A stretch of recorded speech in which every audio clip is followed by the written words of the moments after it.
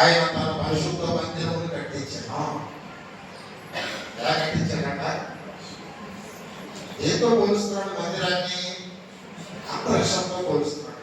అంతరిక్షం అంటే ఏంటండి? గెలాక్సీ అంటే నక్షత్రాలు మనకంటే కనపడలేదు, భూమి కంటే పెద్ద మనకైతే కనపడలేదు. అవి గెలాక్సీలు కొన్ని కోట్లు ఉన్నాయి. అలాంటి గెలాక్సీలు ఎన్నో ఉన్నాయి ఈ సృష్టిలో. ఎంత అద్భుతంగా ఈ ఆకాశాన్ని కట్టించాడో ఆ తండ్రికి తెలిసి మానవుడు శ్రద్ధగా వెతుకుతా ఉన్నాడు. ఈ భూమి దాటి అక్షంతులు దాటి వెళ్ళేసరికి పని అయిపోయింది. ఆయన అంతరిక్షంలో కట్టించినట్టుగా భూమిని నిత్యము స్థాపించినట్టుగా మందిరాన్ని కట్టించాడట. ఈ భూమి మీద వినండి, దేవుడికి ఏదైనా మొదటే సంఘమే. ఈ సంఘము నివసించడానికి ఒక చిన్న మందిరం. ఏ రూపంలో మందిరం అయినా స్టెంట్ అయినా లేదా ఇలాంటి బిల్డింగ్ అయినా ఏదో ఏమీ లేకపోయినా ఒక నాలుగు ఇటుకరాలు పెట్టుకుని కట్టుకొని గాయత్రి అవసరం అనుకున్న మందిరం అది పవిత్రమైనది. ఆ మందిరంలో రావడం చాలా గ్రేట్. ఈ మందిరం ఎంత గొప్పదంటే ఆకాశం అంత గొప్పది. ఈ మందిరం ఎంత గొప్పదంటే భూమిని స్థిరపరిచి అంత గొప్పది. ఈ మందిరంలోకి వచ్చే బిడ్డలందరూ కూడా ఎవరైతే వాళ్ళు కాదు దేవునితో బ్రతికేవారు. చెప్పండి, ఎవరండి? పరిశుద్ధులు. అయితే చదువుకున్నాం మొదటి కొరింథీ పత్రిక 1వ అధ్యాయం 2వ వచనం చదువు. ఆశీర్వాదం కోపు తెచ్చేవాడు. 1 కొరింథీ 1వ అధ్యాయం 2వ వచనం. ఏంటి సంఘం? మా కొరింథీలో ఉన్న దేవుని సంఘం, రాజ్యనగరంలో ఉన్న దేవుని సంఘం అనగా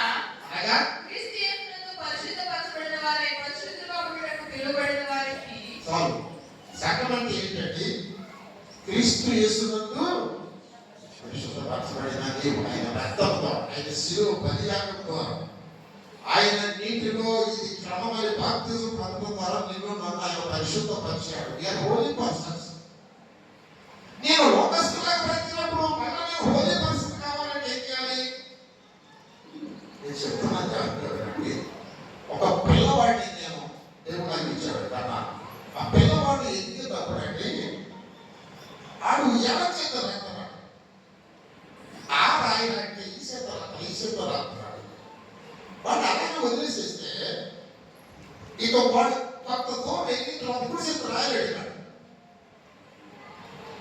ఎడం చేతి కావాడు వాడి ఇప్పుడు చేత రాయలేడు. ఆత్మీయ జీవితంలో ఒక క్రమంలో అలవాటు అయిపోతే నీ జీవితంలో మళ్ళా సరైన క్రమంలో రాలేదు.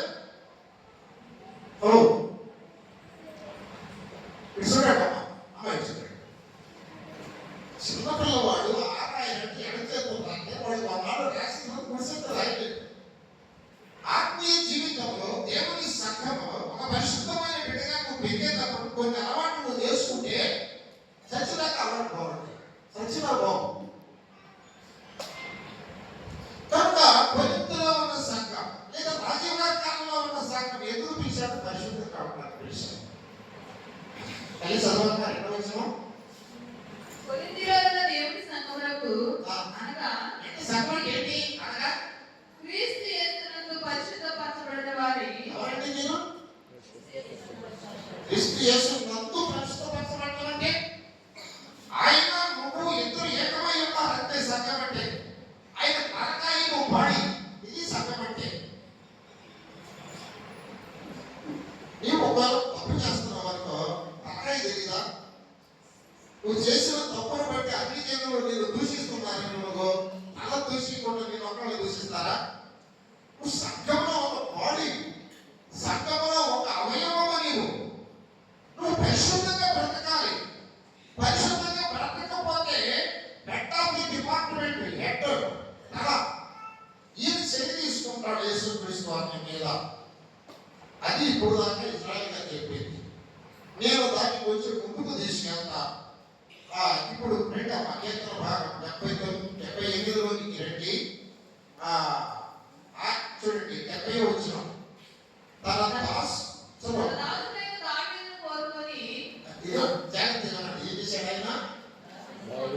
కోరుకున్నాడంట. ఆయన కోట్ల మంది జనాంగం ఉన్నారండి, ఆయనే కోరుకున్నాడు. చదువమ్మా. తన దాసుడైన దావీదును కోరుకొని గొర్రెల దొడ్డాల నుండి అతను పిలిపించెను. పాడి గొర్రెలను వెంబడించుట మాన్పించి పాడి గొర్రెలను వెంబడించుట మాన్పించి తన ప్రజలైన యాకోబును తన తన స్వాస్థ్యమైన ఇశ్రాయేలును మేపుటకై మేపుటకై ఆయన అతనిని రప్పించెను. అతడు యథార్థ హృదయుడై వారిని పాలించెను. యథార్థ హృదయుడై వారిని పాలించెను. కార్యములందు నేర్పరి అయి వారిని నడిపించెను. దేవునికి స్తోత్రం. హల్లెలూయా, హల్లెలూయా. చిన్న ప్రార్థన చేద్దాం. కళ్ళు మూసుకోండి. ప్రభువా, బలహీనుడనైన నన్ను మీ పాదశాలలో మీకు అప్పగించుకుంటున్నాను. నన్ను మీరు ప్రభువా ఈ బిడ్డలతో మాట్లాడటానికి వాడుకోండి. ఈ ఆత్మ సహాయాన్ని ప్రభువా ఎరుపులైన నాకు మీరు సహాయం చేయండి. తండ్రి, మీకు స్తోత్రాలు ఉన్నాయి. ఈ పిల్లలతో మాట్లాడండి, దయ చూపించండి, దయ చూపించండి. అయినా మీకు స్తోత్రాలు చెల్లిస్తూ ఉన్నాను. దావీదును ప్రభువా మీరు కోరుకున్నారు, అలాగే నన్ను మమ్మలను మీరు కోరుకున్నారు.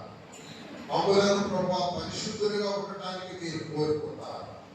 ఈ లోకంలో ప్రత్యేకంగా ఉండటానికి ప్రభువా మీరు మమ్మల్ని ఏర్పాటు చేసుకున్నారు. మాతో యోగాయుగాలు బ్రతకాలని ఆశ, మాతో స్నేహం చేయాలని ఆశ. తండ్రి, తండ్రి, అలా చేయలేనప్పుడు మేము సారిపోయి లోకంలో స్నేహం చేస్తున్నప్పుడు, సాధారణ అవకాశం ఇస్తున్నప్పుడు మీ ఆత్మ ఏడుస్తుంది, దుఃఖపడుతుందని చెప్పుకోలేదు.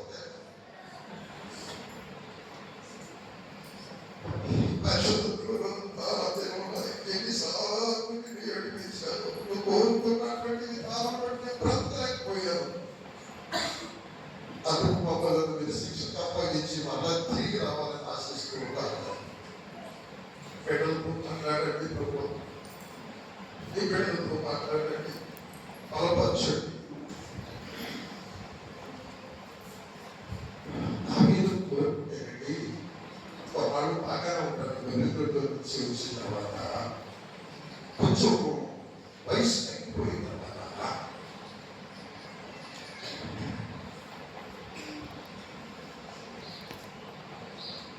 అన్నదేవుడి మీద యుద్ధానికి యెహోవా పంపించారు.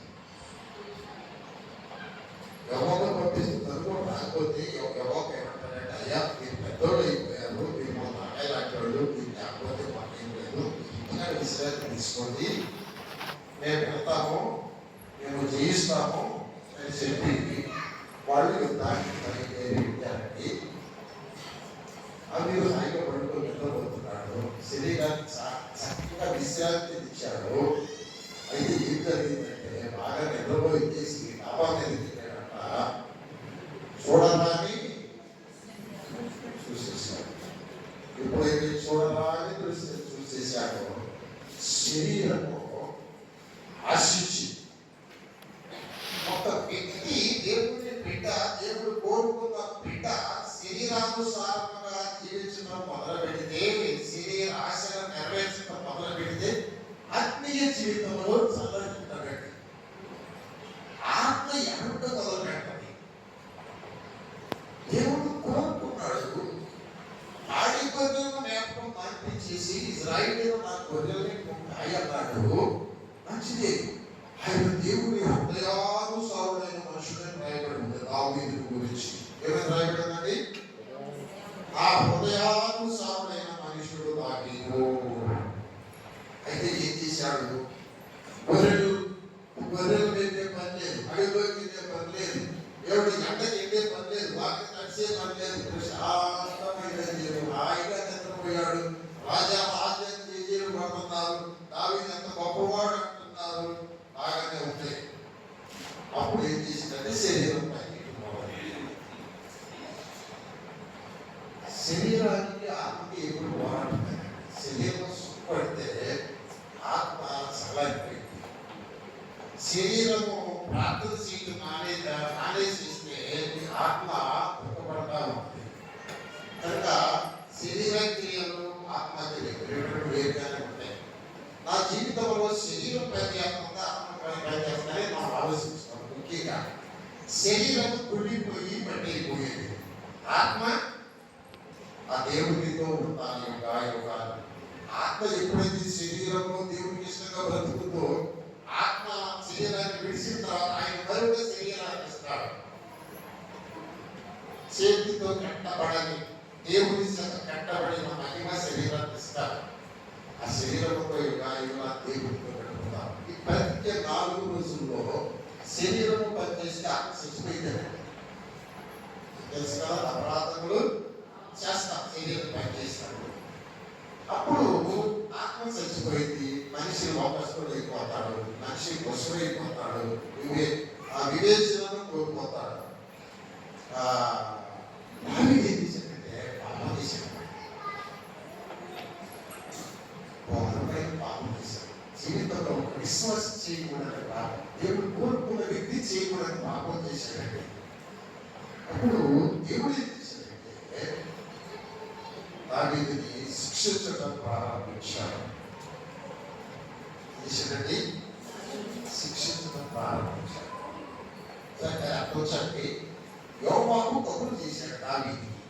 వినండి, 1, 2 పాపాలు చేశాడు దావీదు. ఏం చేశాడు? విచారం చేశాడు, హత్య చేసేసాడు, ఒక చక్కని కుటుంబాన్ని నాశనం చేసేసాడు. ఒక చక్కని కుటుంబాన్ని, నమ్మకస్తులైన వ్యక్తిగత కుటుంబాన్ని నాశనం చేసేసాడు. సరే, యుద్ధం జరిగింది, యుద్ధంలో యోవాబు గెలిచాడు. ఇప్పుడు వినండి, మాస్టర్ యోవాబు తప్పు చేశాడు. ఏమైనా తప్పు చేశాడంటే వాక్యం చదవమా, 2వ సమూయేలు గ్రంథము 12వ అధ్యాయం 26 చూడండి. చూడండి మాట. యోవాబు రబ్బాను అమ్మోనీయుల పట్టణం మీద యుద్ధం చేసి రాజనగరాన్ని పట్టుకొనెను. దావీదునందుకు అతడు దూతలను పంపి, నేను రబ్బా మీద యుద్ధం చేసి జనుల మీద పట్టణములను పట్టుకొంటిని.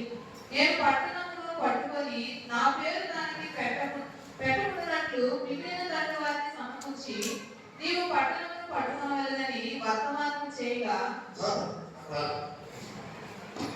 రాజా ఏం చేసేసాను, ఇలా ఇక్కడ పడుకొని నిద్రపోతున్నాను, ఇప్పుడు పేరు నాకు వస్తుందా నీకు వస్తుందా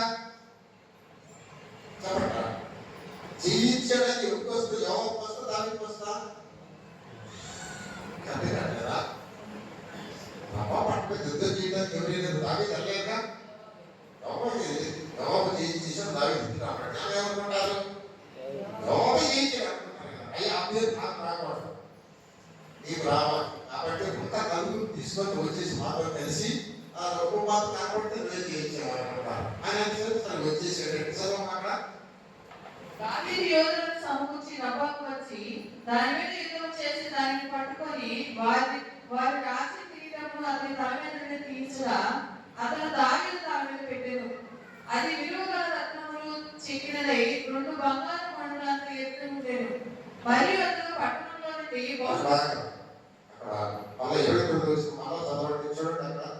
దావీదు యోధులను సమకూర్చి రబ్బాకు వచ్చి దాని మీద యుద్ధం చేసి దానిని పట్టుకొని వారి రాజు కిరీటమును అతని తల మీద నుండి తీయించగా అది దావీదు తల మీద పెట్టబడెను. అది విలువగల రత్నములు చెక్కినదై 2 బంగారు మణుగులంత ఎత్తుండెను. ఇప్పుడు అమ్మోనీయులు వాడు. అమ్మోనీయులు అంటే అసహ్యులు. అమ్మోనీయులు అంటే భయంకరమైనటువంటి విగ్రహాలను చేసేవాడు. మహిమా స్వరూపైన దేవుని రూపాన్ని పశువుల రూపంలో మార్చి ఆరాధించేవారు అమ్మోనీయులు. దేవుడు మహాసౌందర్యవంతుడు, దేవుడు మహిమా స్వరూపుడు, ఆయన 10,000ల శ్రేష్ఠుడు. అలాంటి దేవుని మహిమను ఒక ప్రతికో, ఒక ఎద్దుకో, ఒక దూడకో, లేదా ఒక చెట్టుకో, పుట్టకో మార్చి దేవుడా ఓ పది దేవుడా, ఓ కప్ప దేవుడా, ఓ పురుగు దేవుడా నీకు స్తోత్రమని ఆరాధించేవారు అమ్మోనీయులు. ఏం చేస్తారంటే అమ్మోనీయులు రాజు కిరీటం మీద ఆ విగ్రహాలు బొమ్మలు చెక్కి రత్నాలు వజ్రాలతో పెడతారు అమ్మోనీయులు రాజు కిరీటం మీద. ఈ దావీదు రాజును గెలిపించిన తర్వాత దావీదు జీవితంలో అనర్థాలు జరగడానికి మూల కారణం ఇక్కడ ఉంది. ఆ వ్యభిచారం చేయటం కాదు, హత్య కూడా చేయటం కాదు. ఇది చాలా ఘోరమైన పాపం అన్నమాట. చివరికి వచ్చి జనాలు మా జీవితం మన తెలియకుండా తప్పు చేస్తారు. సాతానికి మనం తలనిస్తాం. సాతానికి డ్రైవ్ చేసేటువంటి ఒక డ్రైవర్ స్టీరింగ్ తీసి పక్కన కూర్చున్నట్టుగా దేవుని ఆత్మ నడిపిస్తూ ఉండగా, ఏదో దేవుని ఇష్టంగా నడిపిస్తూ ఉండగా నువ్వు కూర్చో అని చెప్పి ఆ పక్కన ఉన్న సైతానికి డ్రైవింగ్ ఇస్తే దావీదు కుటుంబాన్ని, దావీదు పిల్లల, దావీదు బ్రతుకుందా ఈ సైతాన్ని ఎక్కడ నడిపిస్తాడు చెప్తాను జాగ్రత్తగా వినండి. మన జీవితాల్లో శ్రమలు రావటానికి, మన బిడ్డలు మారిపోవటానికి, మన పరిస్థితుల్లో భయంకరంగా ఉంటానికి కారణం చెప్తాను. దావీదు దేవుడు ఏం చేశాడు? ఆ రాజు తల మీద ఉన్న కిరీటాన్ని తీసేటట్టు దావి యెహోవా తీసి ఎవరు తల మీద పెట్టాడు? ఈ కిరీటం ఎవరు కిరీటం? అమ్మోరే కిరీటం. దీని మీద వాళ్ళ దేవతలు ఉంటాయి. బొట్టు పెట్టుకోకూడదా క్రైస్తవులు? పూలు పెట్టుకోకూడదా క్రైస్తవులు అంటారు. బొట్టు పెడతారు. ఎంత పెడతారండి? స్త్రీలకు తెలుసు. ఇది వారికి సకల ఆకారంలో పెట్టేవారు, తర్వాత నక్షత్రం ఆకారంలో పెట్టేవారు, సూర్యుడు ఆకారంలో పెట్టేవారు, రకరకాల ఆకారం, హోమాకారంలో పెడతారు. దీన్ని పురుటి అంటారు. ఇది దేవుడి స్థానం. ఈ శిరస్సు అంతట్లో కూడా శ్రేష్టమైనది పురుటి. ఈ నొసటి మీద దేవుని వాక్యం ఉండాలి. నొసటి మీద, ఈ పురుటి మీద దేవుని ఆత్మ ఉండాలి. ఈ శిరస్సు మీద పెట్టే కిరీటంలో వాళ్ళ యొక్క దేవుడి యొక్క గుర్తులు ఉంటాయి. అందుకని నూనెసి నొసటి మీద వేసిగా ప్రార్థించి ఇక్కడ ఏదైనా దోషం ఉంటే కలుగుకుంటారు. ఇది డ్రైవర్ కూర్చుని స్థానం. ఇది స్టీరింగ్ నడిపే స్థానం. నీ మైండ్, నీ ఆలోచన, నీ మనస్సు, నీ ఆత్మ మొత్తము ఈ భూమి దగ్గర నుంచి నడిపేస్తున్నాను. నీ ప్రాణం కూడా ఎక్కువ చెప్పాలి. పోయినా కనుక నేను సంగతి అప్పుడు చెప్పేస్తాను. ఆ కిరీటం తీసి దావీదు నెత్తి పెట్టేశాడు. ఇప్పుడు దావీదు నెత్తి ఎవరున్నారు? అమ్మోనీయులు దేవత. దేవుడు ఎవరిని కోరుకున్నాడు? దావీదుని కోరుకున్నాడు. ఎందుకు కోరుకున్నాడు? ఇశ్రాయేలు నడిపించాడు. ఇప్పుడు ఎవరి స్థానికమైనప్పుడు దావీదు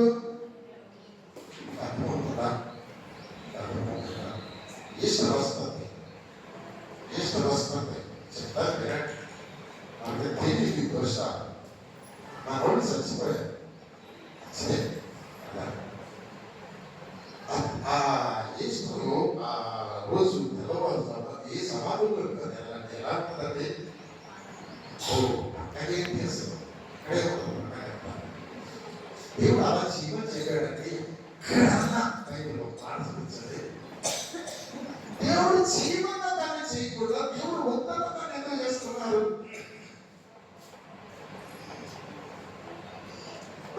అందరూ దేవుళ్ళలాగానే ప్రయత్నం చేసిపోయారా? పాపం లేదా వాళ్ళ జీవితాలు, సమాధానం ఉన్న జీవితాల్లో దోషాలు లేవా? వాళ్ళకెందుకు గుర్తించాలి? వాళ్ళకెందుకు సాపడేటప్పుడు అక్కడేదో ప్రార్థన చేయాలి. సజీవుడైన వారిని సమాధులు నీ ప్రేమ ఉంటే ప్రేమించు. నీ గుండెలో పెట్టుకో.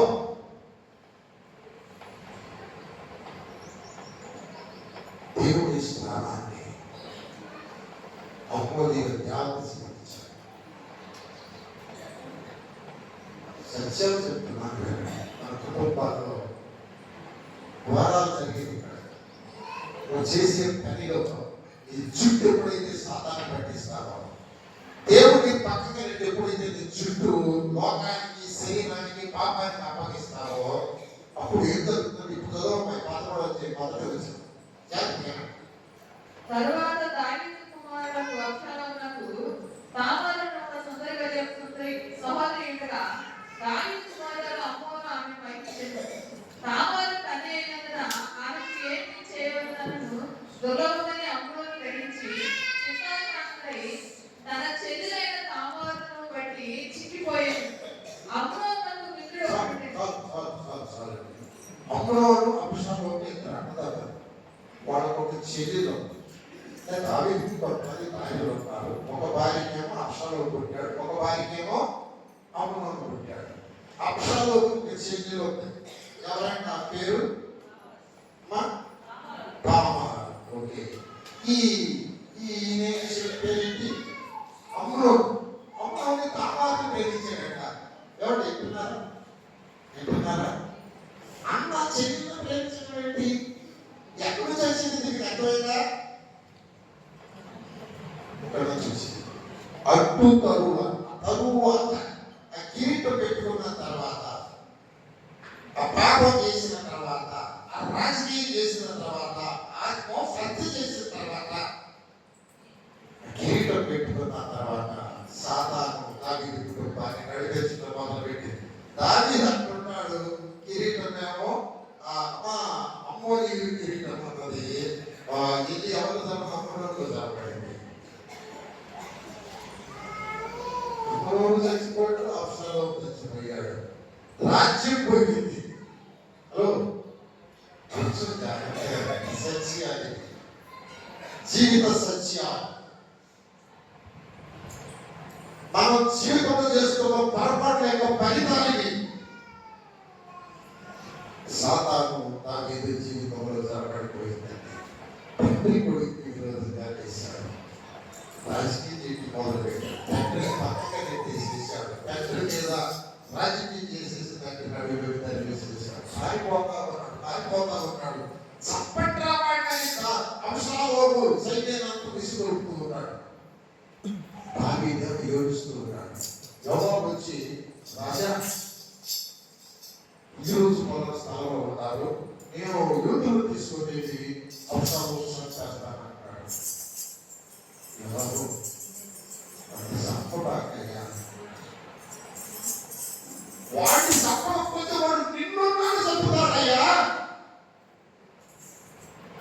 వాడు అమ్మోనీయుల దేవత చేత ప్రేరేపించబడుతున్నాడు. వాడిని పట్టింది అమ్మోనీయుల దెయ్యం. అది నిన్ను నన్ను మాత్రం నాశనం చేయడానికి చూసి వాడిని సంపాదించింది. కొడుకయ్యా వాడిని సంపదయ్యా, వాడంటే నన్ను ప్రేమయ్యా, వాడు అందగాడయ్యా. వాడు ఏదయ్యా అందగాడైనా నిజంగా నన్ను నాశనం చేసేస్తాడు. ప్రేమించే కొడుకు, ప్రేమైన తల్లి, సోదరుడ, దైవ సత్యాలు, జీవన సత్యాలు ఈ లైఫ్ని ఎవరు ట్రై చేస్తున్నారు? మా మాట తెలుసు. డ్రైవ్ అంటే స్టీరింగ్ అనేది. స్టీరింగ్ ఇది ఎవరి చేతిలో ఉంది? జీవితం యొక్క స్టీరింగ్ పరిశుద్ధాత్మ చేతిలో ఉంటే సేఫ్ తర్వాత వెళ్ళిపోతాం. ఇస్తున్నారు. ఈ గోపలు ఎలా ఉన్నాయి? దేవుడు కోరుకున్న విధానంలో నీ మార్గంలో నీ నడకుందా? ఇలాంటప్పుడు దేవుడు ఏం చేయాలి? ఏం చేస్తే దావీదు లైన్లోకి వస్తాడు? ఎన్ని రకాలుగా శిక్షించాలి అన్ని రకాలుగా శిక్షించి అప్పుడు లైన్లోకి తెచ్చాడండి. అప్పుడు కుటుంబాలు పెట్టాడు. అయ్యా తప్పు చేసిందయ్యా, క్షమించయ్యా, ఆత్మను దూరం చేయొచ్చయ్యా, ఆత్మీయంగా నడిపించాలి, నా బిడ్డకి ఆత్మ కావాలి, నేను అందరూ కాపుతున్నా. భయంకరంగా ఏడుస్తా ఉన్నాడు, భయంకరంగా ఏడుస్తా ఉన్నాడు. నీ జీవితంలో నా జీవితంలో ఏమైనా ఛాయిస్ ఇస్తారా?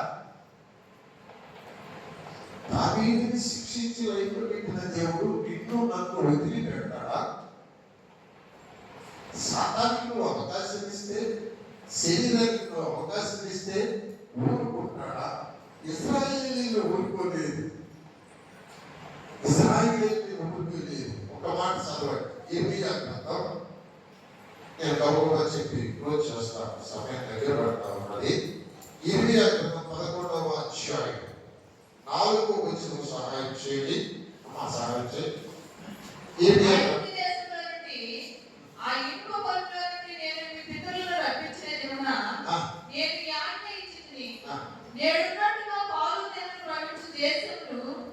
మీ పితరులకు చెందిన వారితో నేను చేసిన ప్రమాణమును నేను నెరవేర్చినట్లు మీరు నా వాక్యము విని నేను మీకు ఆజ్ఞాపించు విధులన్నిటిని బట్టి ఈ నిబంధన వాక్యములను అనుసరించిన ఎడల మీరు నాకు జనులైన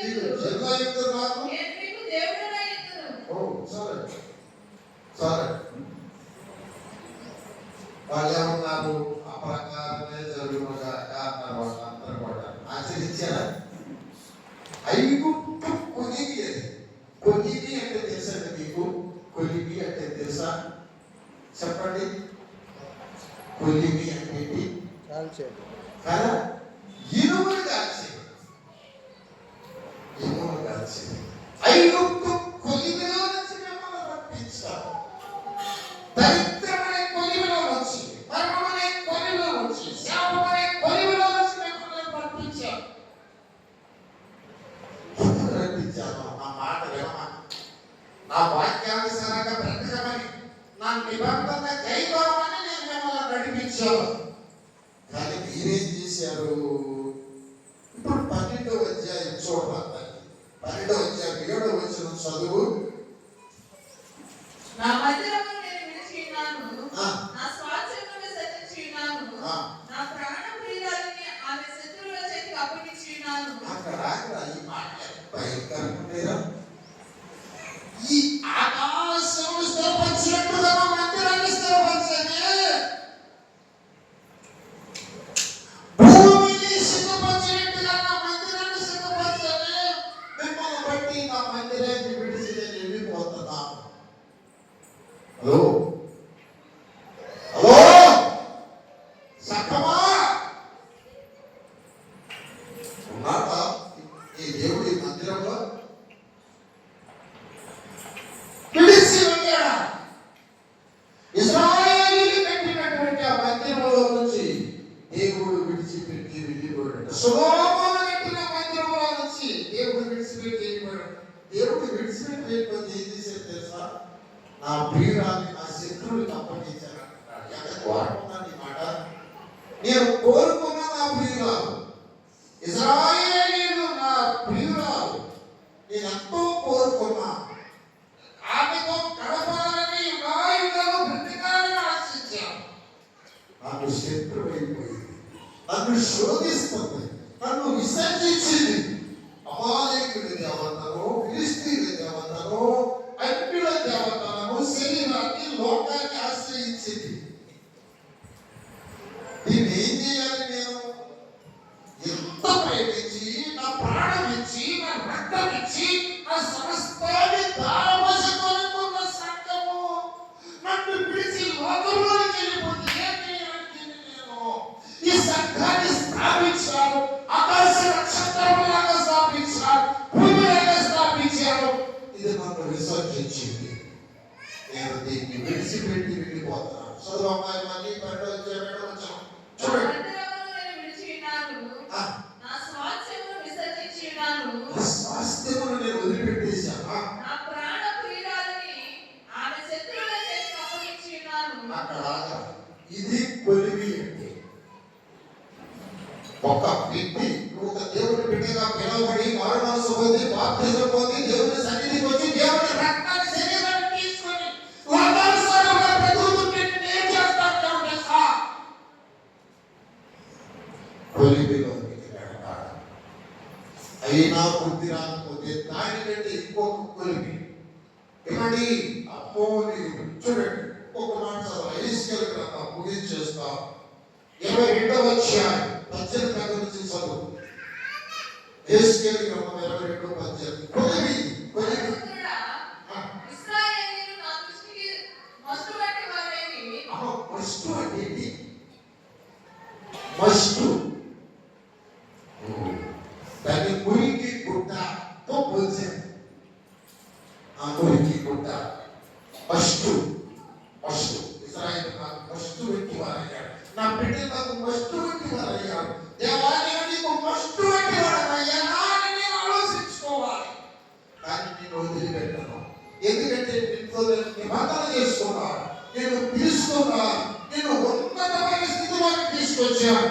నువ్వు నన్ను విసర్జించావు, నువ్వు నన్ను నిర్లక్ష్యం చేశావు, నువ్వు నన్ను బాధ పెట్టావు. కాబట్టి ఇప్పుడు నేను ఏం చేస్తానో తెలుసా? చదువు. నరపుత్రుడా, ఇశ్రాయేలీయులు నా దృష్టికి మస్తుబట్టి వారేమి. అందరూ కొలిమిలోని ఇత్తడి యొక్క తగరమును, ఎత్తడియు తగరమును, ఇనుమును, సీసములైనవి. వారు వెండి వస్తువంటి వారేమి. కావున ప్రభువైన యెహోవా సెలవిచ్చినదేమనగా, మీరందరూ వస్తువంటి వారైతిరి. నేను మిమ్మల్ని యెరూషలేము మధ్యన పోగు చేసేదను. ఒకడు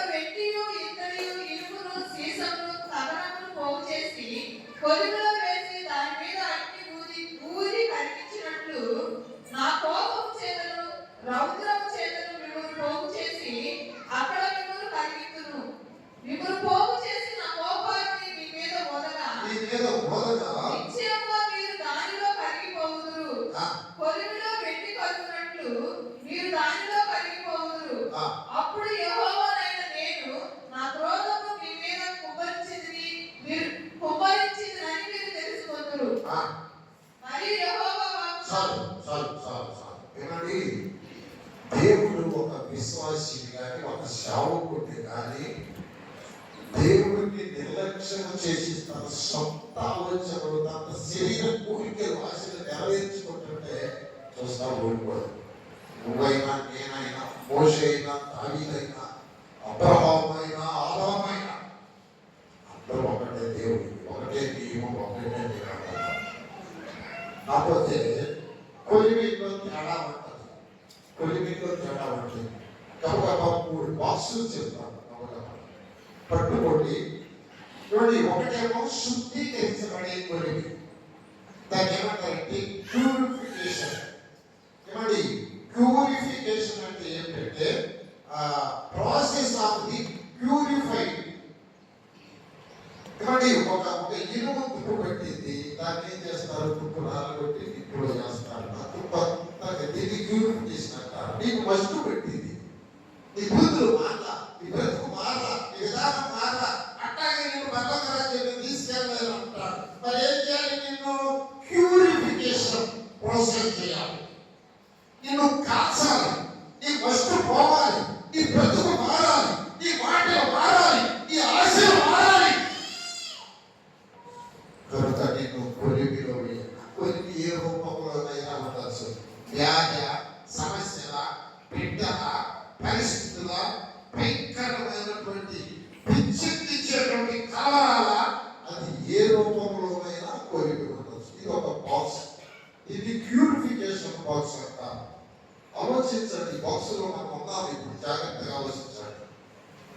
రెండవ బాక్స్ ఏంటంటే ఇంకుబేటర్. ఇంకుబేటర్ ఇది తెలుగు ఏమంటే పరిపూర్ణతలోకి తీసుకొచ్చే బాక్స్. ఒక తల్లి బిడ్డని కన్నది, బిడ్డని కన్న తర్వాత 8 నెలలకే కన్నది బిడ్డను, 9 నెలలు బిడ్డ. ఇంకా లోపల ఏర్పడవలసిన అవయవాలు ఏర్పడాలి, పరిపూర్ణమైన బిడ్డ స్టేజ్లోకి రావాలి. పాలు తాగడానికి నోరు పనిచేయట్లా. అప్పుడు ఆ బిడ్డకి ఏ బాక్స్ కావాలంటే ఇంకుబేటర్ అనేటువంటి బాక్స్ కావాలి. తల్లి గర్భంలో ఉండే వాతావరణాన్ని ఏర్పాటు చేసి ఆ బాక్స్ లో పంపిస్తారు. తల్లి గర్భంలో ఏ వేడి ఉంటుందో, ఏమేమి ఉంటాయో అందులోకి వచ్చి అందులో పరిపూర్ణమైన 9 నెలల దాటిన తర్వాత ఉండే బిడ్డకు ఉండేటువంటి వాతావరణం కల్పించి పప్పులు బయటికి తింటారు. ఆ బిడ్డ ఇంకుబేటర్లో బతికింది, పూర్తి అవయవాలు సిద్ధపడేది. రెండవ ప్రాసెస్ ఏంటంటే నువ్వు పరిపూర్ణతలోకి రాకపోతే ఇంకుబేటర్లోకి పంపించేటువంటి ప్రాసెస్. ఒకటి కొలిమి, 2 ఇంకుబేటర్. మూడవ బాక్స్ గురించి చెప్పి ముగించేస్తారు, మౌల్డింగ్ బాక్స్. మౌల్డింగ్ అంటే ఏంటో తెలుసండి, అలసపడటం. అమ్మ ఇచ్చేవారికి తెలుసా మౌల్డింగ్ అంటే? చిన్నగా మౌల్డింగ్ తెలుసా? ఇప్పుడు మీ అమ్మాయి లోపడలేదు అనుకో, నువ్వేమన్నా పెద్ద పుడిద్దివా అనుకో, నిన్ను అంటదా పిల్ల. నేను ఎంత చదువుతున్నాను, అంత చదివేవా, ఏం చేస్తాను ఆ పిల్లని మౌల్డింగ్ చేయాలి. ఎక్కడ చేస్తా? మౌల్డింగ్ ఎక్కడ చేస్తా? చైతన్యం పడతాం. అప్పుడు ఆనందంటే తెగేయి అంటాడు, చాలా వరకు తెగేయి అంటాడు. మౌల్డింగ్ అంటే చూడండి, ఇప్పుడు తిన్నారు కదా, పట్టుగారు ఉంటుందండి, పట్టుగారు ఉంటే దానికి డబ్బులు పడవ చేయాలి. ఏమండి పెట్టి కుక్కలు పోతూ ఉంటారు, అది తీసేసి ఈ వయసులో చూసుకుంటారు, మళ్ళీ కొట్టమంటాడు దాచిమని, మళ్ళీ తీసేసి మళ్ళీ కొడతాడు, దాన్ని మళ్ళీ పుట్టుతాడు, ఇటు కొంతమంది కట్టారు, కొంత సాగ పడతారు. ఆ కార్యం ఇదంతా కైతో కద్దు గొడవ కత్తి చేస్తారు, ఓల్డ్ కట్టారు. అది నెక్స్ట్ స్టేజ్. ప్రారంభిస్తారు, ప్రారంభిస్తారు. స్థితి మీద దెబ్బ మీద దెబ్బ మీద దెబ్బ, మనిషి దాకా మౌల్డింగ్ బాక్స్. ఇప్పుడు బాక్స్ చెప్పాను, ప్యూరిఫికేషన్ బాక్స్, ఇంకుబేటర్.